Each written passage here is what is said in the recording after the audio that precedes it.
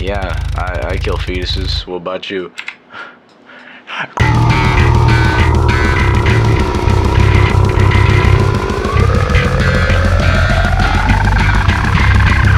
Dying babies, dying babies, dying babies, dying babies, dying babies, dying babies. These babies, I repeat, are indeed dying. I can officially confirm that these fetuses are dying, and this dying was a product of priests having sex with them, right? Fairly so, because there is this loophole in the Bible that states that you can't have sex with women, but you can do it with little boys and still have it be, cool in the Christian sense. Which is why I think that a large portion of religion is kind of overlooked, in the sense that you follow it too conservatively instead of taking the main aspects that would actually benefit society, but instead it's humor due to its anti-gay and anti-trans sort of nature. So in short, I think that all in all we could better ourselves in society if we had some degree of pragmatism.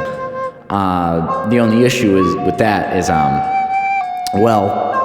you have to essentially lie to yourself that there is no God and there will never be a God, and you have to force yourself to believe that there is a God, when in reality, well, it's incredibly unlikely.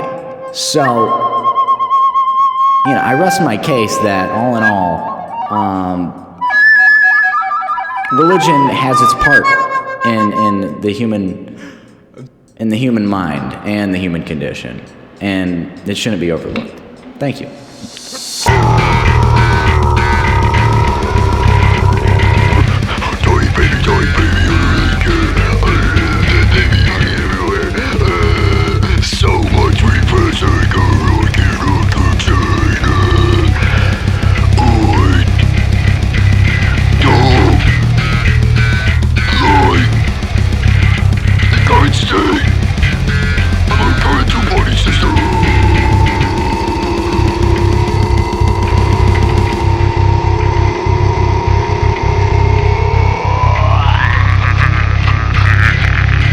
Topic of dying babies brings up a very, very good question about sex as it is, because, well, you can't really have babies without this thing called intercourse, correct? So, what I personally find most interesting about the human condition is the malleability of human sexuality.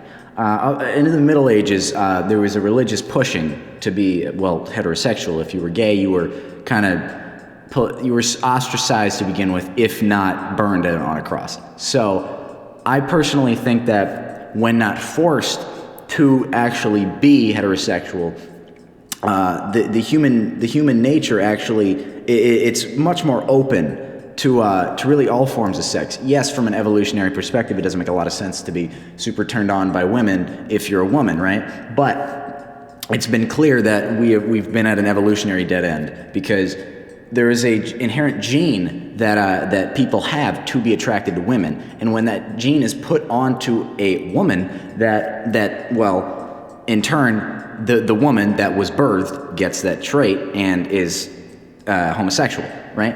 So I would say a lot of human sexuality is a mixture of genetic predisposition, of course, and environmental factors. Because if you're in a very accepting place, I myself have found that, the comfort of a man is it's on the table to yes, you're gonna say, oh, gay, when in reality, you're reverting you're devolving to the Middle Ages in a sense, because if you're not open to the actual idea of it, then you're kind of doing the conservative things that overly religious people do to begin with. So it kind of defeats the entire purpose, And if you're gay, trans, that's perfectly fine. It's just, I don't think that makes you inherently special. It's just the human condition is kind of prone to it. So, in short, fuck dudes, dude.